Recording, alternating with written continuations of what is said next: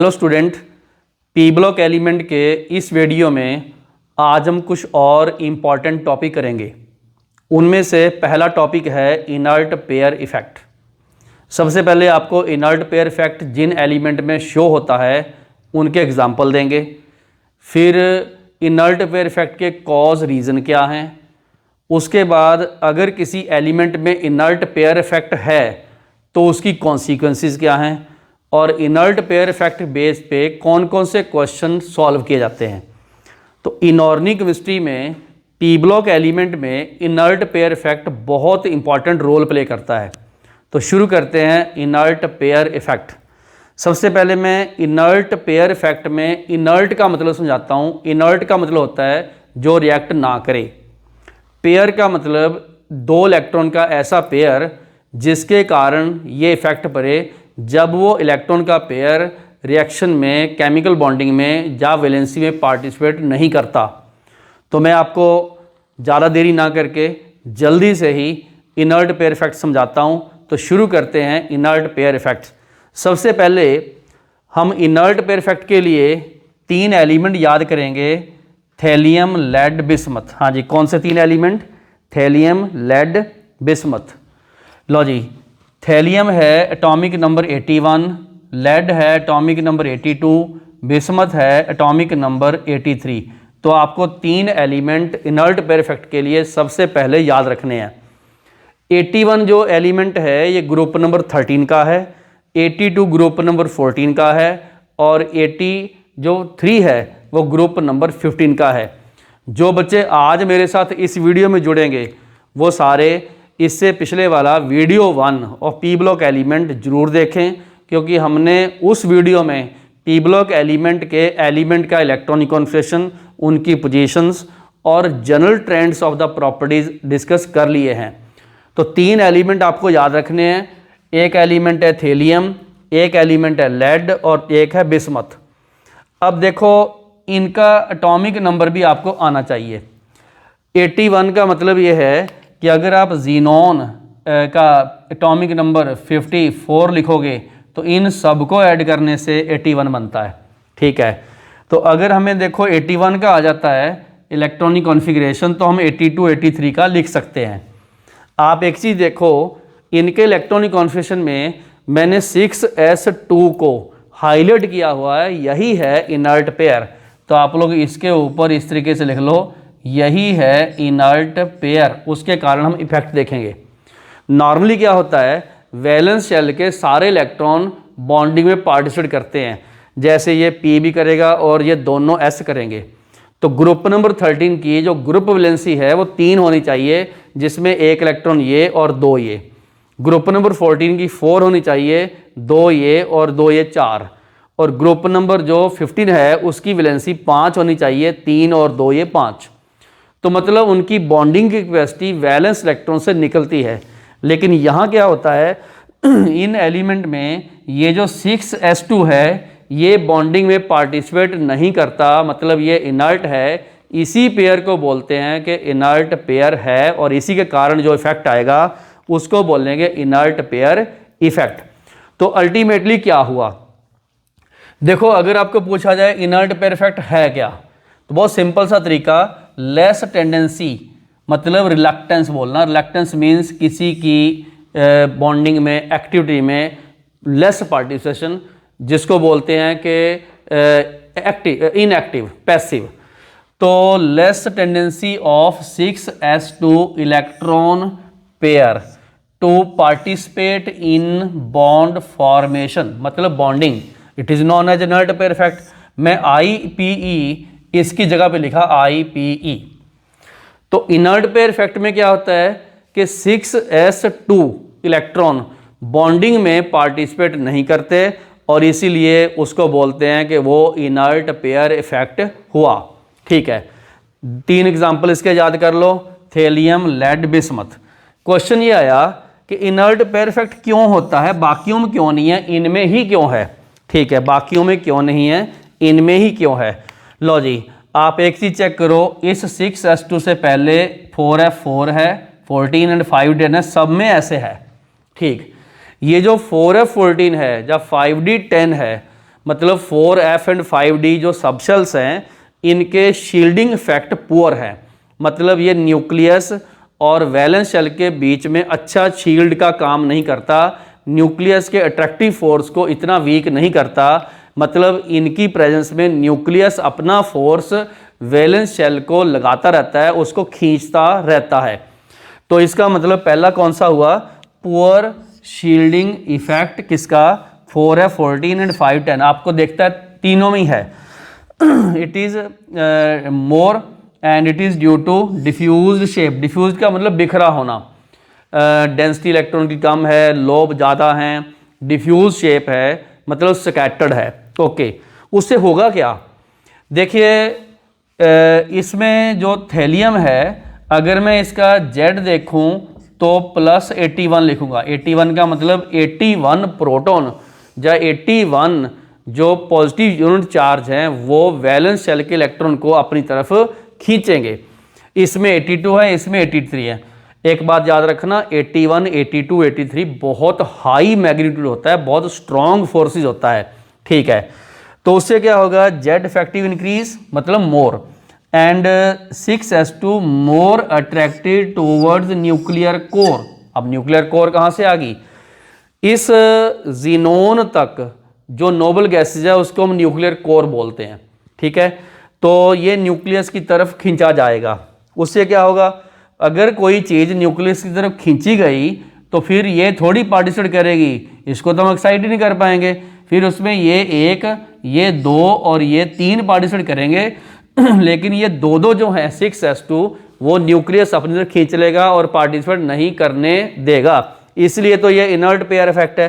तो पहला main reason क्या हुआ, poor shielding effect of 4F14 and 510। एक चीज और देखो, जब भी इसने बॉन्डिंग में पार्टिसिपेट करना है तो ये 6s ने एक्साइट होना है आगे, बिल्कुल सही। अब एक्साइट होने के लिए क्या चाहिए, एक्साइट होने के लिए तो चाहिए एनर्जी। अब एनर्जी कहाँ से आएगी, बॉन्ड एनर्जी से आएगी। बॉन्ड एनर्जी किसकी ज़्यादा होगी, जिसका साइज छोटा है। वैसे अगर अपने देखें तो ये हर ग्रुप का लास्ट एलिमेंट है, बिल्कुल बॉटम पे पड़ा है, ठीक है ना। अगर आप देखो boron, boron, aluminium, gallium, indium, thallium बिल्कुल नीचे, ठीक है। और लेड देखोगे, कजन सिस्टर जी सुनो प्रॉब्लम बिल्कुल नीचे। ये देखोगे नाना पाटेकर आज से सब्जी बेचेगा बिल्कुल नीचे। तो किसी ग्रुप का बिल्कुल लोएस्ट जो एलिमेंट है उसका साइज बड़ा होता है, ओके, साइज बड़ा होता है। उससे क्या होगा, यहाँ नोट कीजिए, as the size increase top to bottom. अब देखो इनके साइज तो बहुत बड़े हैं, तो लेस बॉन्ड एनर्जी किसी को खींचने की पावर रिलीज होगी। और इसी से क्या होता है कि it is not sufficient to excite, क्योंकि मैंने पहले बोला इन इलेक्ट्रॉन को आगे एक्साइट करना हमने, तो excite the electron from 6s to 6p। देखो यहाँ पर 6p में 1 है तो 2 ऑर्बिटल और खाली पड़े हैं। अगर मैं इसको यहाँ एक्साइट करूँगा 6p में तो ये 3 अनपेड हो जाएंगे, बॉन्डिंग 3 बनाएगा। अब यहाँ 1 रह गया। तो ये मेन 2 रीज़न हैं, पुअर शील्डिंग इफेक्ट और यहाँ लिख दूँ मेन लेस बॉन्ड एनर्जी, मतलब इतनी कम बॉन्ड एनर्जी कि उसको एक्साइट कर नहीं पाएगी। ठीक हो गया, बिल्कुल क्लियर है। तो अभी आपने इनर्ट पेयर इफेक्ट पूरा सीख लिया, यहाँ तक कॉज सीख लिया, कौन से 3 एलिमेंट में है, थैलियम, लेड, बिस्मथ। ओके, अब क्वेश्चन आया, इनर्ट पेयर इफेक्ट समझ आ गया, एलिमेंट का पता चल गया, कॉज उसका क्लियर हो गया। अब ये आगे क्या करेगा, कौन कौन सी प्रॉपर्टी को इफेक्ट करेगा देखते हैं। इसको बोलते हैं कॉन्सिक्वेंसेज, मतलब इनर्ट पेयर इफेक्ट के कारण क्या नई चीज आएगी, कौन कौन से आगे किसी प्रॉपर्टी पे क्या इफेक्ट पड़ेंगे, यही तो इंटरेस्टिंग चीज है। इसीलिए तो इनर्ट पेयर इफेक्ट यूनिक है। इनऑर्गेनिक केमिस्ट्री में इनर्ट पेयर इफेक्ट का काफी इंपॉर्टेंट रोल है, मैंने आज के इस वीडियो के शुरू में बता दिया। ठीक है, तो जब इनर्ट पेयर इफेक्ट आता है, मैं 1 by 1 पॉइंट दूंगा, अभी ये पॉइंट 1 है, आगे और भी आएंगे। तो इसमें क्या होता है, stability of the group oxygen state. अब देखिए हर ग्रुप की अपनी एक जनरल ऑक्सीजन स्टेट है। अगर मैं बोलूं कि ग्रुप नंबर 13 की जनरल ऑक्सीजन स्टेट ये है, अगर मैं बोलूं ग्रुप 14 की जनरल ऑक्सीजन स्टेट ये है, समझ आ गया। अब देखिए 3 + 3 तो तब शो करेगा अगर तीनों एलिमेंट बॉन्डिंग में पार्टिसिपेट करते हैं। मतलब बोरोन ने 3 में पार्टिसिपेट किया, BF3 बनाया। अगर मैं ये देखूं तो ये BF3 आम बनाता है BF3। कार्बन +4 देखूं तो CCl4 रेगुलरली बनाते हैं। ठीक है, क्लियर हो गया सबको? बिल्कुल क्लियर हो गया। अब क्या हुआ, जो ग्रुप की ऑक्सीजन स्टेट है, मतलब जैसे ग्रुप 13 की +3, ग्रुप 14 की +4, उसकी स्टेबिलिटी टॉप टू बॉटम कम होती है। मतलब 3 मैक्सिमम ये शो करेगा, ये 3 थोड़ा कम होता हुआ ये हुआ लीस्ट स्टेबल। उसका उलट जो ग्रुप की ऑक्सीजन स्टेट है उससे 2 कम, कितनी, 2 यूनिट कम, 3 है तो +1 वाला मोर स्टेबल हो गया। यहां चेक करो, less stability of the group oxygen state and more stability of the oxygen state 2 unit less than the group oxygen state. Group की जो ऑक्सीजन स्टेट है उसकी स्टेबिलिटी टॉप टू बॉटम कम होती है, लेकिन उससे 2 यूनिट कम की ज्यादा होती है। अल्टीमेटली क्या हुआ, थेलियम +3 में कम शो करता है, +1 में ज्यादा। सेम ट्रेंड इसमें है, +4 की स्टेबिलिटी कम होती जा रही है और 2 की बढ़ती जा रही है, ये इसमें ज़्यादा स्टेबल है।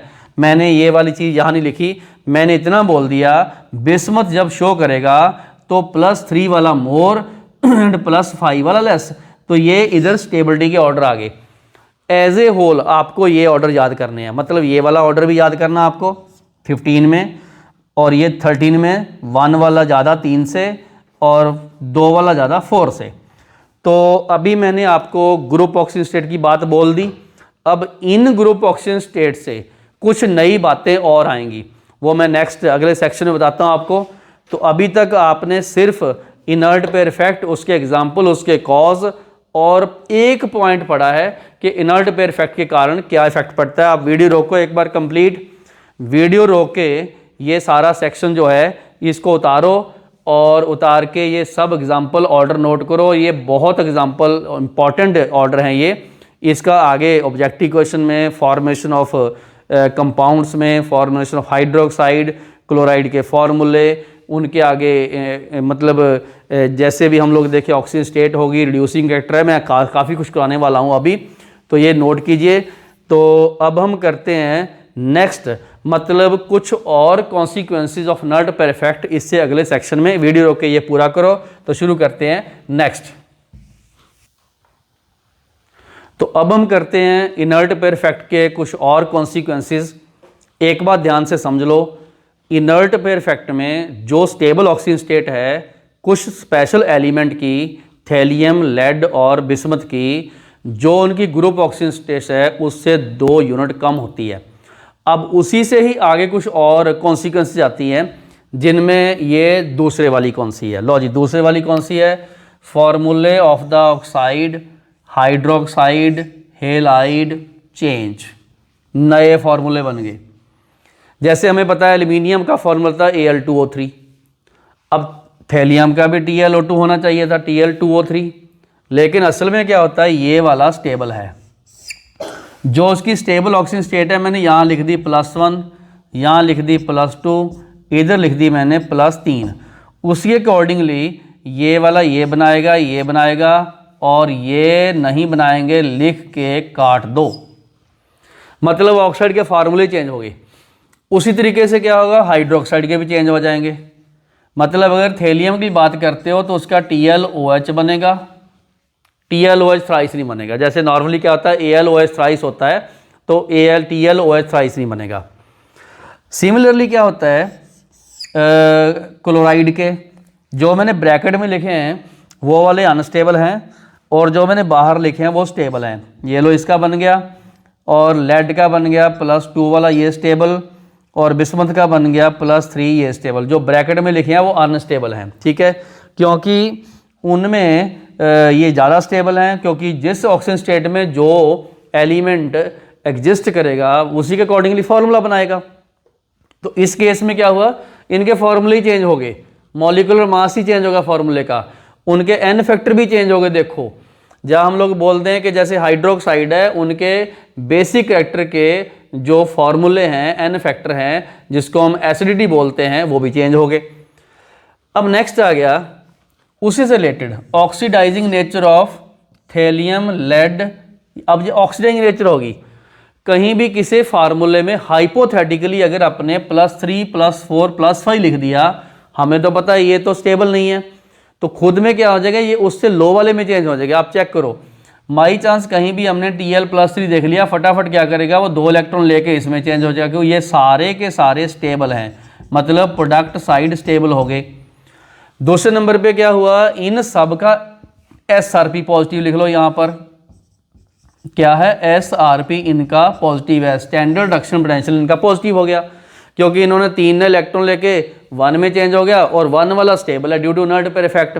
ठीक है, तो इसका मतलब जो खुद रिड्यूस हो, देखो 3 से जो खुद रिड्यूस हो और ये वाले सारे के सारे ऑक्सीडाइजिंग एजेंट बन गए, जो खुद रिड्यूस होते हैं वो ऑक्सीडाइजिंग एजेंट बन जाते हैं।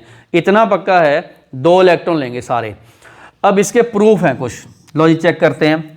ग्रुप नंबर 13 में कई बार आपको इंडियम और थैलियम में रिएक्शन लिखी जाएगी, पूछ लेंगे क्या ये रिएक्शन हम लोग इलेक्ट्रिसिटी के सोर्स के लिए यूज़ कर सकते हैं कि नहीं, मतलब क्या इस रिडॉक्स रिएक्शन का जो E0 सेल है, सेल पोटेंशियल है, क्या वो पॉजिटिव है कि नहीं, चेक करते हैं। देखो ध्यान से समझो, इधर इंडियम +1 में है, थैलियम +3 में है, और ये दोनों के दोनों अनस्टेबल हैं। क्यों?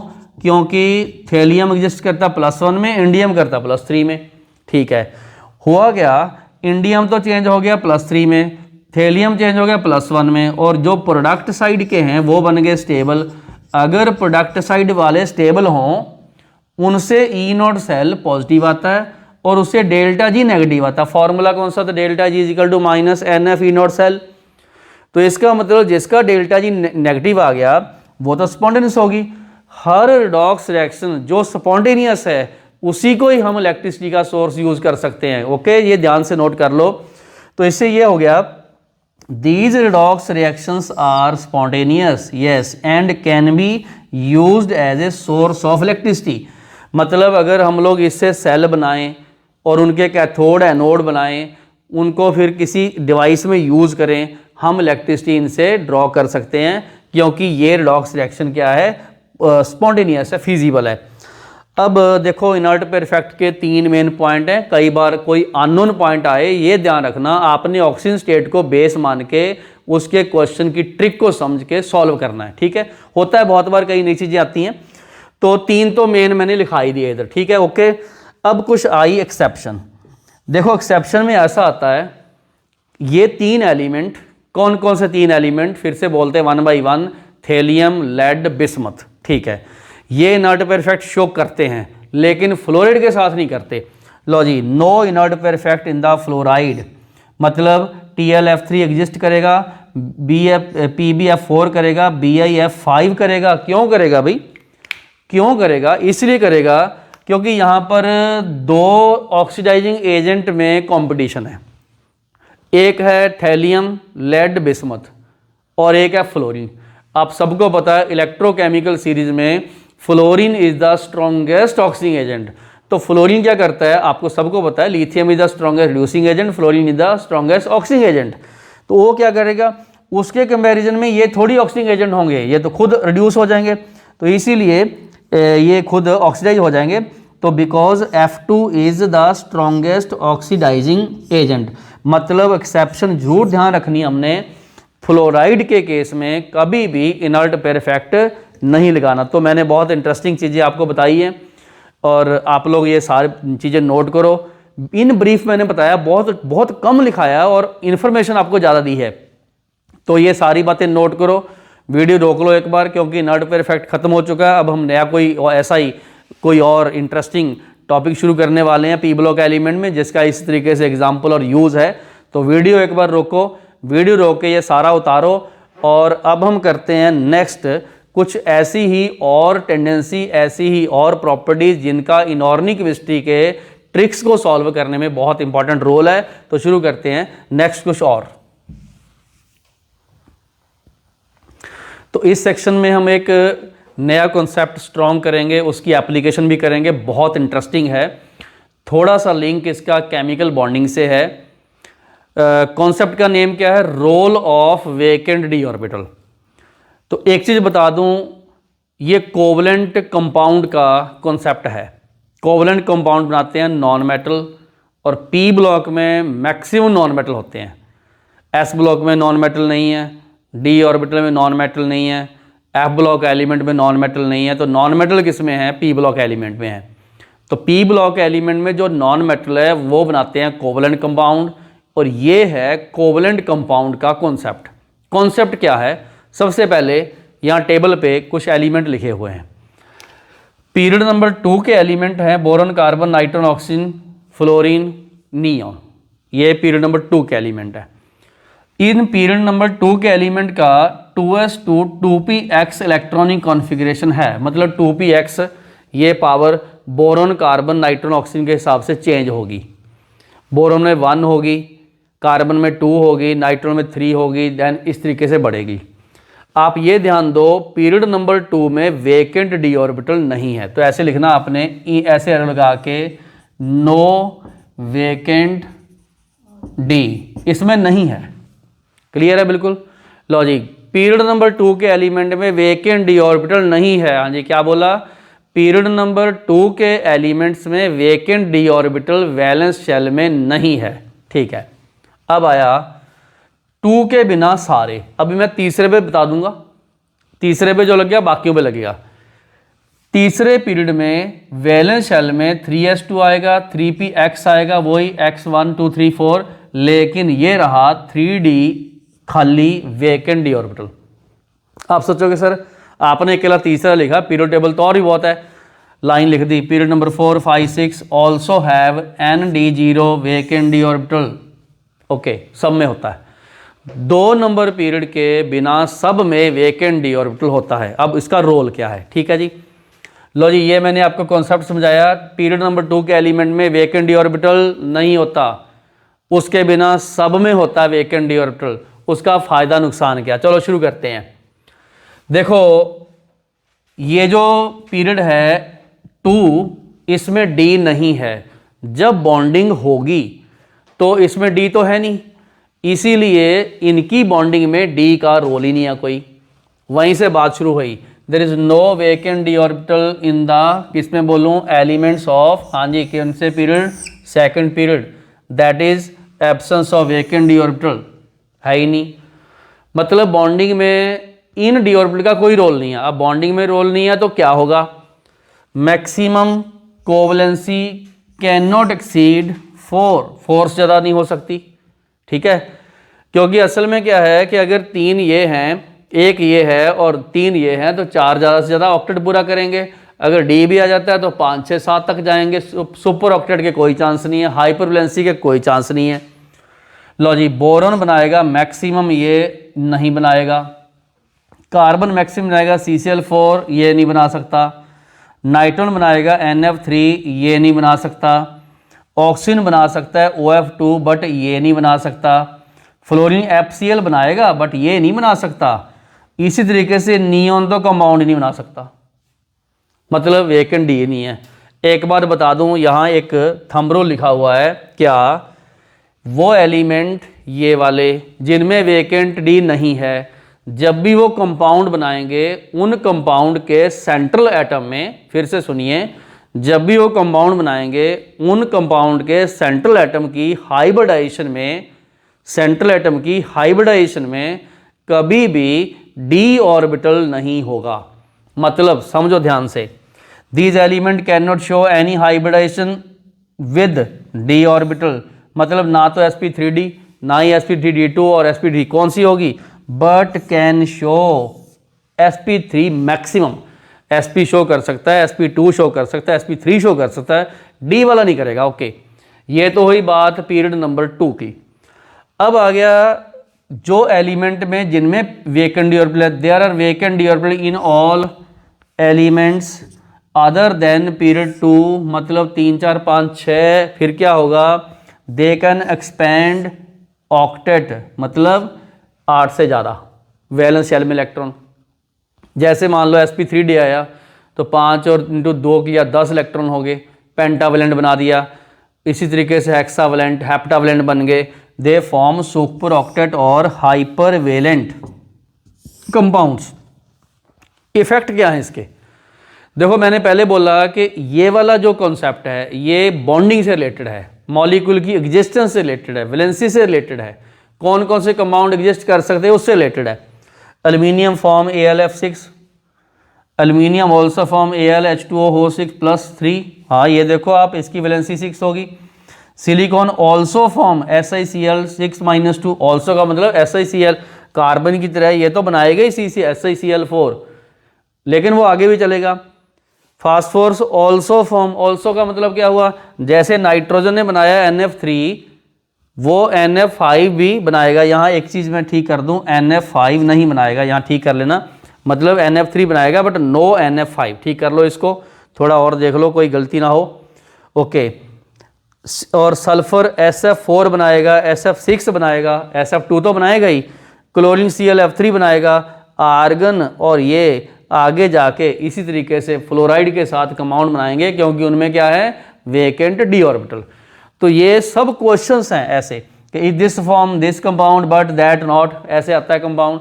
क्वेश्चन तो ऐसे आएंगे जब आप मॉड्यूल सॉल्व करोगे और सब्जेक्टिव ऑब्जेक्टिव असाइनमेंट सॉल्व करोगे, वहाँ ऐसा क्वेश्चन आएगा, nitrogen form NF3 but phosphorus also form PF5, या nitrogen form NF3 but not form NF5, NF3 बनाएगा।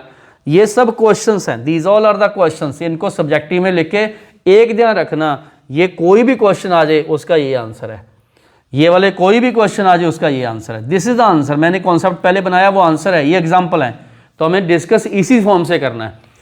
तो अभी मैंने जो आपको बात बताई, बहुत इंपॉर्टेंट बात बताई है, वेकेंट डी ऑर्बिटल का रोल। क्लियर हो गया बिल्कुल? आप लोग वीडियो रोको, वीडियो रोक के ये सारी चीज़ें उतारो और ये मान के चलो, बहुत छोटी सी बात में मैंने इतने क्वेश्चन करा दिए, गिनोगे ना तो 1 2 3 4 5 6 7 और 8 9 10 11 12 13, पी ब्लॉक में 13 क्वेश्चन इतने में करवा दिए मैंने। क्लिक करना चाहिए आइडिया, बिल्कुल क्लिक, ठीक है? क्लियर हो गया? लो जी, ये आप वीडियो रोको, इसको सारे को उतारो और अब हम करते हैं कुछ नए और कंसेप्ट। जैसे मैंने बोला था, हर बार हमने कोई कंसेप्ट उठाना है और उसको अप्लाई करके आगे बढ़ना है। तो ये वीडियो सेक्शन ये पूरा कर लो, वीडियो रोक के, कोई रह ना जाए, कोई एग्जाम्पल गलती ना हो, ठीक है? पूरा ध्यान से चेक कर लो। और अब करते हैं हम नेक्स्ट और नया कॉन्सेप्ट पी ब्लॉक एलिमेंट में। तो इस सेक्शन में हम एक बहुत इंपॉर्टेंट नया और कॉन्सेप्ट करेंगे और वो है मल्टीपल बॉन्डिंग। थोड़ा सा बता दूं, मल्टीपल बॉन्डिंग का मतलब डबल बॉन्ड ट्रिपल बॉन्ड होना। क्लियर है? बहुत सारे इसके एग्जाम्पल हैं, कार्बन कार्बन में डबल बॉन्ड है, कार्बन कार्बन ट्रिपल बॉन्ड है, नाइट्रोजन में ट्रिपल बॉन्ड है, ऑक्सीजन में डबल बॉन्ड है, मतलब काफ़ी सारे ऐसे एग्जाम्पल हैं जिसमें आपको डबल ट्रिपल बॉन्ड देखने को मिलेगा। क्वेश्चन ये आया, पीरियोडिक टेबल में कौन से एलिमेंट डबल ट्रिपल बॉन्ड बनाने की समर्था और ये रखते हैं, टेंडेंसी रखते हैं? ठीक है, क्लियर? बहुत सिंपल सा आंसर, छोटे साइज वाले। कौन से? छोटे साइज वाले। वो क्यों? अब देखिए, जो छोटे साइज वाले एलिमेंट हैं उनमें साइड वाइज ओवरलैपिंग की टेंडेंसी मैक्सिमम है, तो वो पाई बॉन्ड बना के डबल बॉन्ड बना लेंगे। अगला क्वेश्चन ये आया, क्या पीरियोडिक टेबल में top to bottom multiple bonding का कोई ऑर्डर है? Answer, top to bottom decrease. क्यों? जैसे साइज बड़ा होगा कोवलेंट बॉन्ड वीक हो गया, साइड वाइज ओवरलैपिंग नहीं होएगी, इसका मतलब top to bottom double bond की बजाय बॉन्ड सिंगल ही रहेंगे। तो ये मैंने आपको मल्टीपल बॉन्डिंग का in general concept P block element का बताया और ये आपने अप्लाई करना है।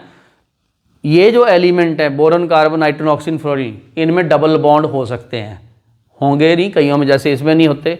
ओ डबल बॉन्ड ओ होता है, एन ट्रिपल बॉन्ड एन होता है, कार्बन डबल बॉन्ड या ट्रिपल बॉन्ड सी होता है, इस तरीके से इनमें हो सकते हैं। लेकिन आपको कभी भी सिलिकॉन फास्फोर सल्फर में डबल बॉन्ड ट्रिपल बॉन्ड बहुत कम या नहीं मिलेंगे, ठीक है? तो पहले ये चीज़ नोट करो जो मैंने अभी बताई। लो जी, tendency to form double and triple bond is known as formation of multiple bond. Multiple bond में क्या होता है? पाई बॉन्ड बनना होता है। Example, carbon double bond triple bond, nitrogen oxygen, ये सब डबल बॉन्ड ट्रिपल बॉन्ड आपको दिखते हैं और इनसे बनने वाले कंपाउंड में ये डबल बॉन्ड ट्रिपल बॉन्ड होंगे। जैसे CO2 है, वहाँ पर ये CO होगा, N2 में ये होगा, अल्काइन में ये होगा, अल्कीन में ये होगा, N2 मॉलिक्यूल में ये है, O2 में ये है, HCN में या किसी और में ये है। तो दिखते तो हैं डबल ट्रिपल बॉन्ड। रीज़न क्या है इसका, ये लो, पहले मैंने बताया छोटे साइज वाले एलिमेंट उनकी मैक्सिमम टेंडेंसी है टू मैक्सिमम टेंडेंसी, ठीक है, और मैक्सिमम टेंडेंसी इसमें लिख दूँ, ये डबल हो गया, 1 minute, to overlap side wise, ठीक है, ये लिख लो, maximum tendency to overlap side wise and to form pi bond, ठीक है। आप वैसे लिख सकते हो ए और ए में पहले क्या बना, सिग्मा बॉन्ड, उसने ऐसे साइड वाइज ओवरलैपिंग किया, बन गया डबल बॉन्ड, जैसे भी ट्रिपल बॉन्ड। ओके, दूसरे नंबर पे क्या है, tendency to form multiple bond decrease, वो क्यों, साइज इंक्रीज हो गया। तो ये ऑर्डर आपको याद रखना। ग्रुप नंबर 14 में कार्बन की टेंडेंसी मोर है देन सिलिकॉन, नाइट्रोजन की मोर है देन फास्फोरस, ऑक्सीजन की मोर है देन सल्फर। ये 3 एग्जाम्पल तो पक्का याद रख लो, ठीक है। अब देखिए मल्टीपल बॉन्डिंग हमें क्लियर होगी, उसका ऑर्डर क्लियर हो गया, कौन ज़्यादा बनाएंगे फिर से बता दूं, छोटे साइज वाले पीरियड नंबर 2 के एलिमेंट ज़्यादातर मैं बता देता हूँ 1, 2 इनमें होते हैं, और हमने मल्टीपल बॉन्डिंग कंसेप्ट लगाने भी इन पे ही हैं, इनके ही क्वेश्चन डिस्कस करेंगे अपने मल्टीपल बॉन्डिंग, ठीक है। लो जी, क्वेश्चन नंबर पहला, पी ब्लॉक एलिमेंट में जनरल कॉन्सेप्ट करा रहा हूँ, वो 1 और 2 दोनों में अप्लाई होते हैं।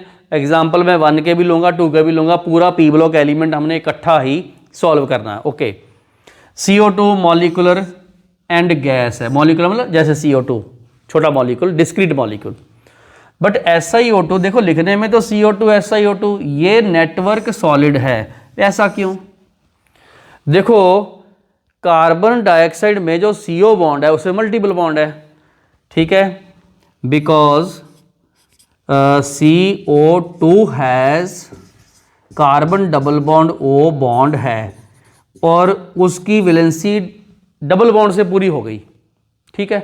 अब डबल बॉन्ड से पूरी होगी, कार्बन ने 4 बॉन्ड बना लिए, मल्टीपल बॉन्ड बना के वो CO2 एग्जिस्ट कर गया, और moreover weak van der Waals force है इसमें।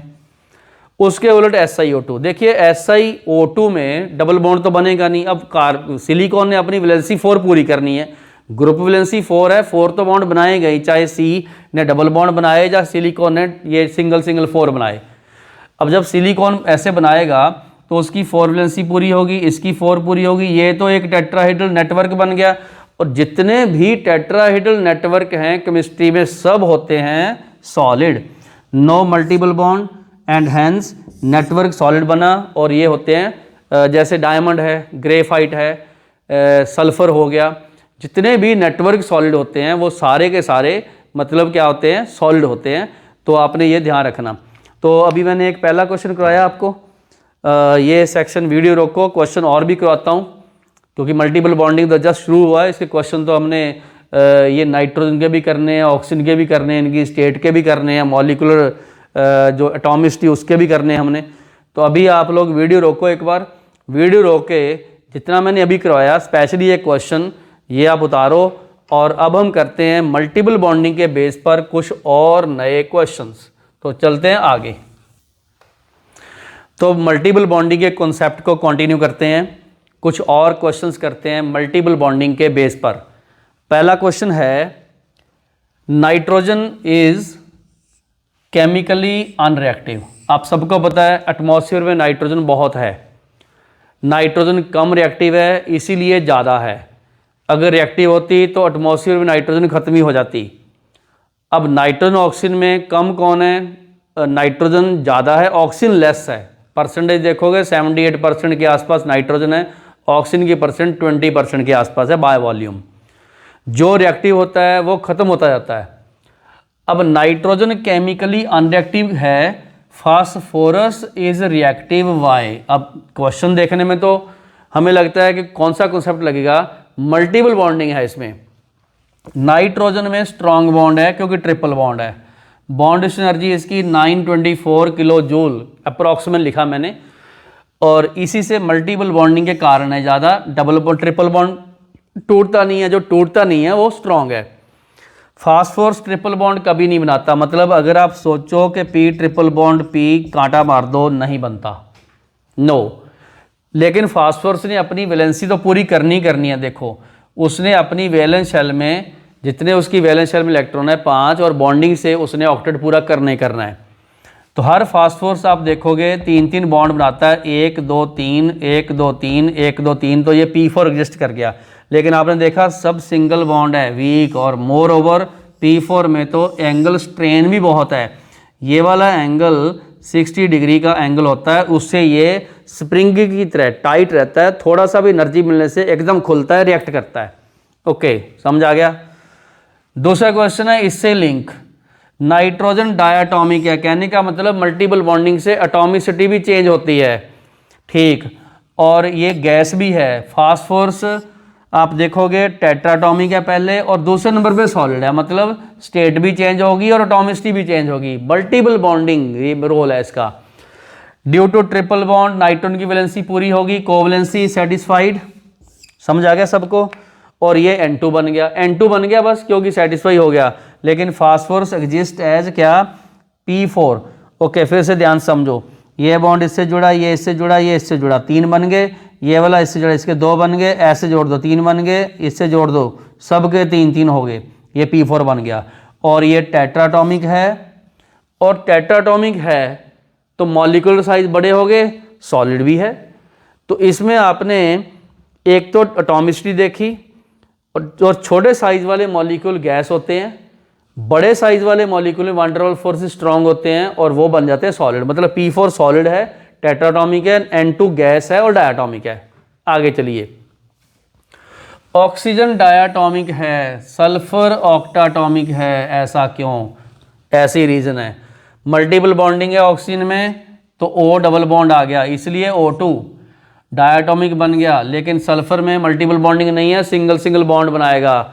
और इसमें यह ध्यान रखना 2-2 लोन पेयर हैं इसमें, इसलिए रिपल्शन के कारण इसकी एक 8 एटम की पकड़ और क्राउन शेप स्ट्रक्चर बनती है। सारे बॉन्ड सिंगल हैं इसमें, ठीक है, इसी के कारण, क्योंकि मल्टीपल बॉन्ड होता तो सल्फर भी S2 मतलब ऐसे होता, नहीं होता, इस तरीके से ध्यान रखना, ठीक है। ऑक्सीजन गैस है, सल्फर सॉलिड है, क्या रीज़न? वही छोटे साइज वाले मॉलिक्यूल में van der Waals force week हैं, बड़े साइज वाले van der Waals force strong हैं।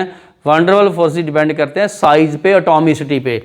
तो मैंने ये इधर यही लिखा है कि state of the substance depend on the intermolecular force. ये इंटरमॉलिक्यूलर फोर्स है, मॉलिक्यूल का मॉलिक्यूल के साथ। इंटरमॉलिक्यूलर फोर्स डिपेंड करते हैं साइज ऑफ द मॉलिक्यूल, वो डिपेंड करता है एटॉमिसिटी, किस में ज़्यादा है। एटॉमिसिटी O2 की 2 है, S की 8 है। तो O2 is small, discrete, discrete का मतलब इंडिविजुअल, अकेला रहता है, and weak van der Waals forces हैं, इसीलिए ये गैस है। लेकिन सल्फर S8 है, लार्ज मॉलिक्यूल है, स्ट्रॉन्ग इंटरमॉलिक्यूलर फोर्सेज है, इसीलिए सॉलिड है। बिल्कुल टू द पॉइंट आंसर अपने देना है, और रीजन आपने बिल्कुल प्रॉपर हिट करना है। ये सब कुछ मल्टीपल बॉन्डिंग का रोल है इसका, सब कुछ किसका रोल है? मल्टीपल बॉन्डिंग का रोल है।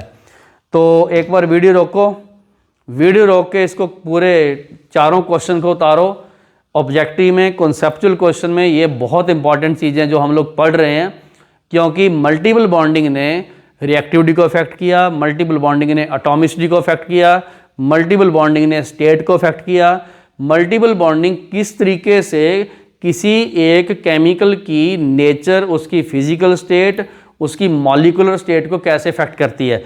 तो मैं एक बार साइड में हो जाता हूं और आप लोग इस वीडियो को रोक के ये सारे क्वेश्चंस करो, और मिलते हैं नेक्स्ट वीडियो में विद सम न्यू कॉन्सेप्ट्स। मेरे साथ जुड़े रहिए, बहुत interesting topic P block element के चल रहे हैं। इनऑर्गेनिक केमिस्ट्री स्ट्रॉन्ग करनी है तो P ब्लॉक एलिमेंट को हिट करो और उसके कॉन्सेप्ट को समझो।